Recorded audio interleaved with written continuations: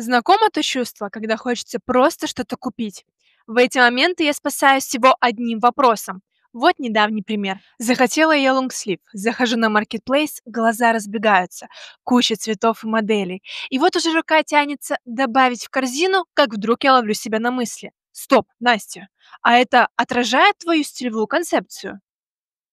Вспоминаю, мой стиль элегантный, женственный, статный.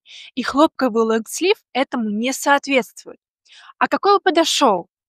Ну, какой-нибудь минималистичный, пластичный, из шелковой или сатиновой ткани, чтобы стать прекрасной базой в мой гардероб для игры более выразительных украшений.